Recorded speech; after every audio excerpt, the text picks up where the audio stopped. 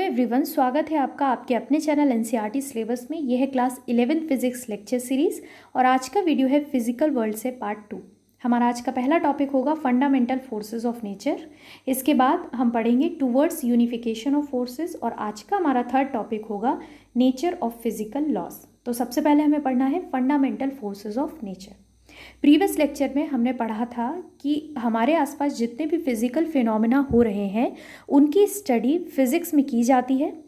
In physical फिनोमेनास के लिए कुछ फंडामेंटल फोर्सेस रिस्पॉन्सिबल हैं जो कि नेचर में एग्जिस्ट करते हैं।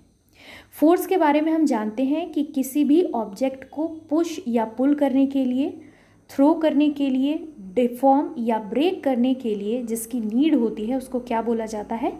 Force.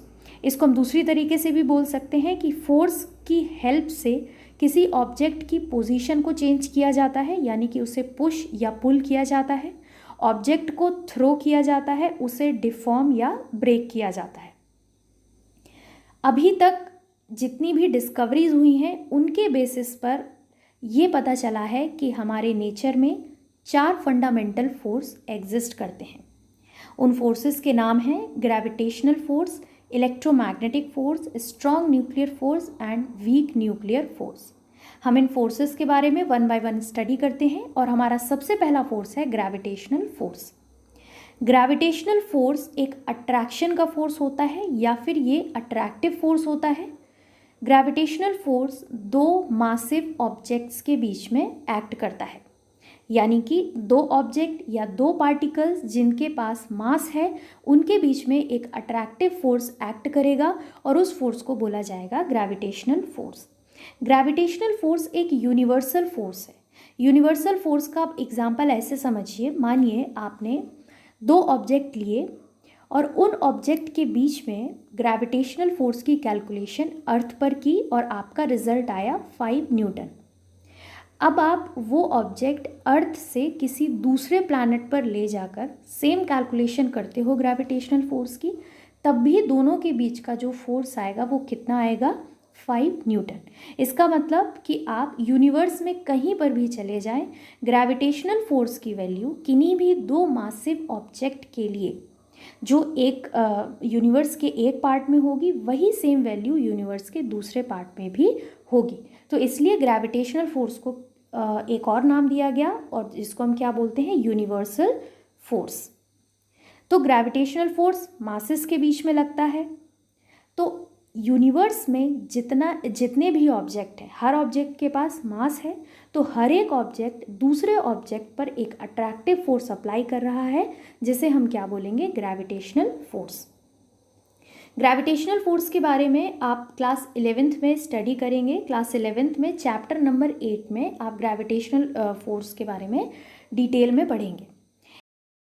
Second type of fundamental force है इलेक्ट्रोमैग्नेटिक फोर्स। मासेस के बीच में जो फोर्स एक्ट करता है उसको नाम दिया गया ग्रेविटेशनल फोर्स। इसके अलावा अर्थ पर प्रेजेंट हर एक सब्सटेंस, हर एक मटेरियल चार्जेस से मिलकर बना होता है, क्योंकि हर एक सब्सटेंस के पास क्या होते हैं? Atoms and molecules. एटम का अगर हम बेसिक स्ट्रक्चर देखें तो एटम के सेंटर पार्ट में न्यूक्लियस होता है जिसके पास पॉजिटिव चार्ज होता है और न्यूक्लियस के चारों तरफ इलेक्ट्रॉन्स रिवॉल्व करते हैं जिनके पास नेगेटिव चार्ज होता है।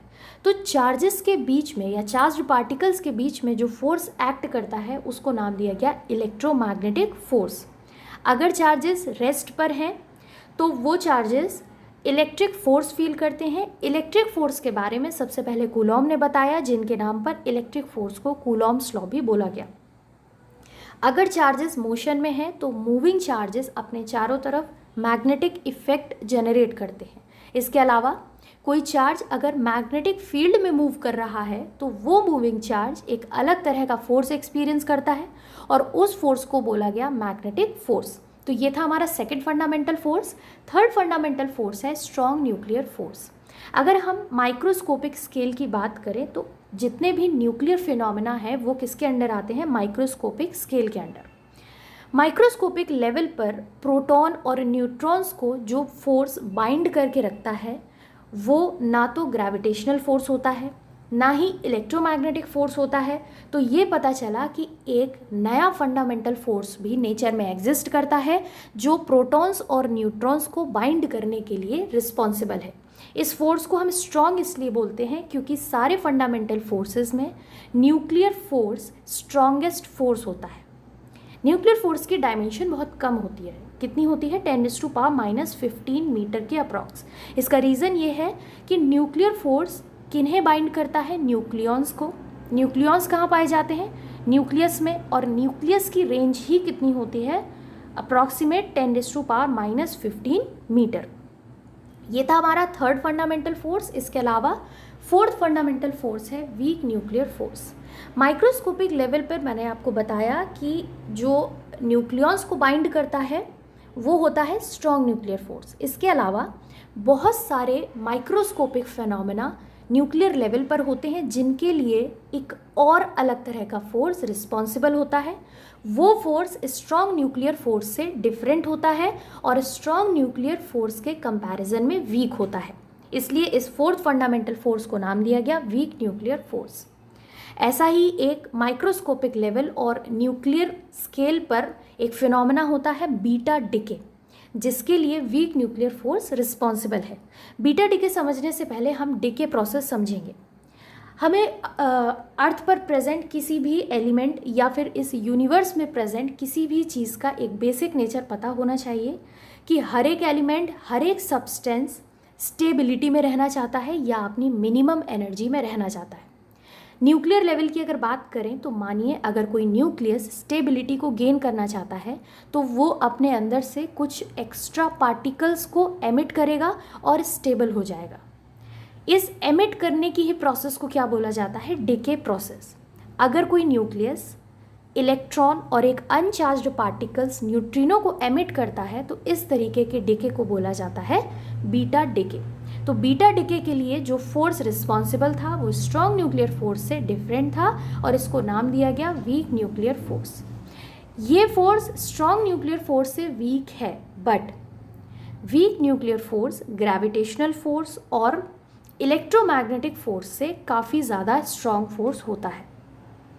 तो ये थे हमारे नेचर के 4 फंडामेंटल फोर्सेस। यहाँ पर आप एक एनिमेशन देख सकते हैं। एनिमेशन में कोशिश की गई है कि चारों फंडामेंटल फोर्सेस से हमारे इस यूनिवर्स में जितने भी फिजिकल फिनोमेना हो रहे हैं उसको डिफाइन किया जा सके। जो भी फिजिकल फिनोमेना हो रहा है हमारे आसपास या इस पूरे फिजिकल वर्ल्ड में, उसके लिए ये 4 फोर्सेस रिस्पॉन्सिबल है। अभी भी फिजिक्स में रिसर्च जारी है, शायद कोई 5th फंडामेंटल फोर्स भी किसी रिसर्च में सामने आए जो कि किसी फिजिकल फिनोमेना को डिफाइन कर पाए।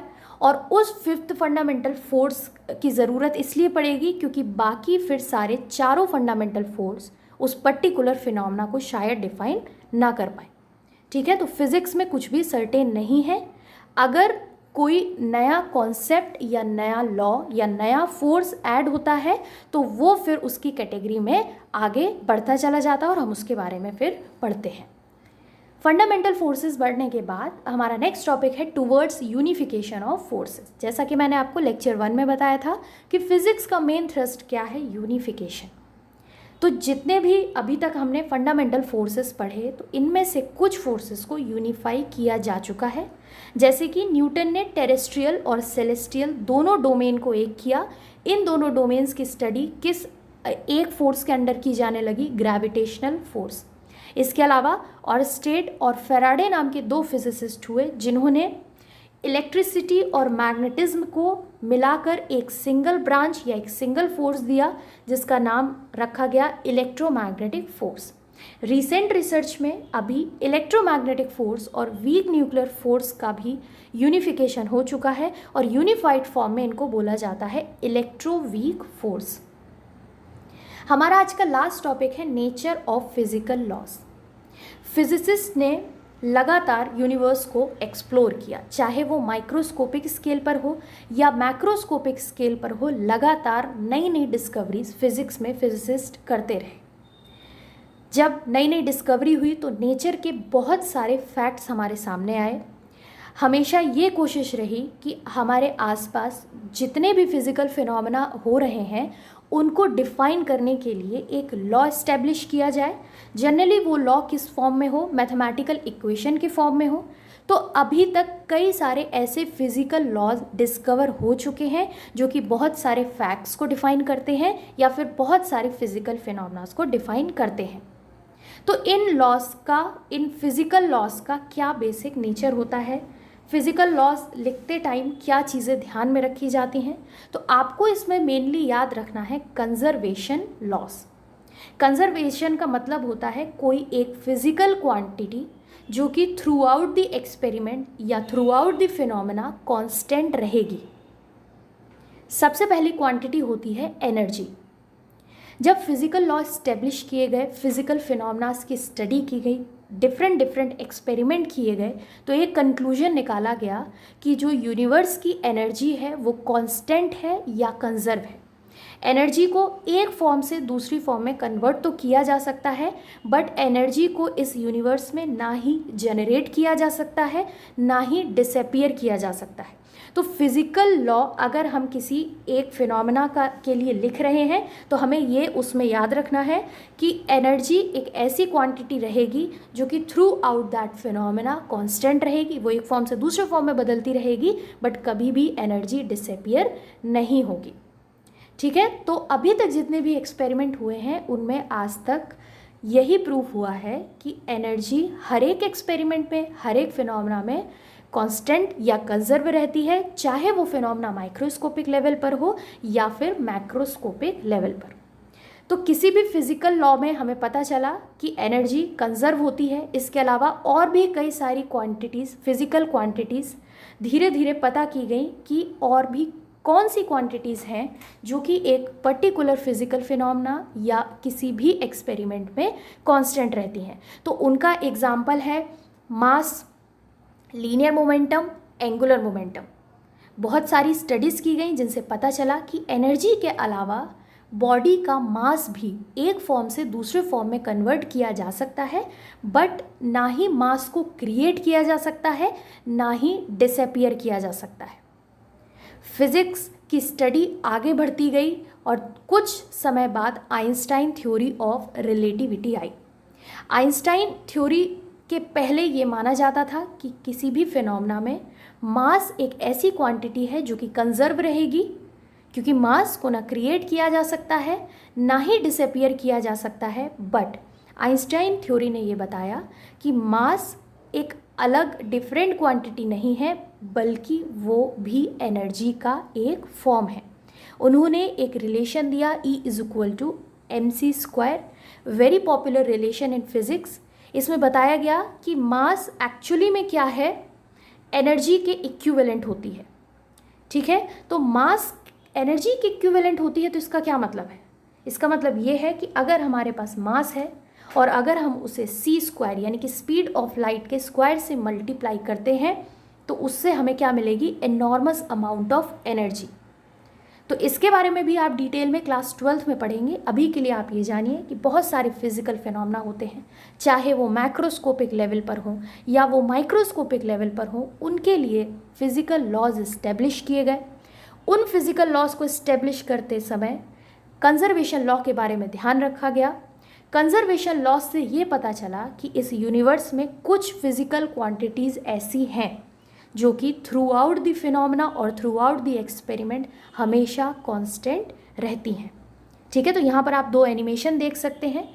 पहला एनिमेशन कुछ आपको मैक्रोस्कोपिक वर्ल्ड का फील देगा और दूसरा एनिमेशन आपको शायद कुछ माइक्रोस्कोपिक वर्ल्ड के बारे में बता पाए।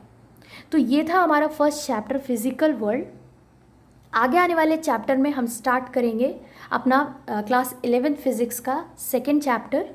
तो मेरे साथ बने रहिए। आज का वीडियो कैसा लगा ये कमेंट सेक्शन में ज़रूर बताइएगा। चैनल को सब्सक्राइब करें और बेल आइकन प्रेस करें। Thank you so much.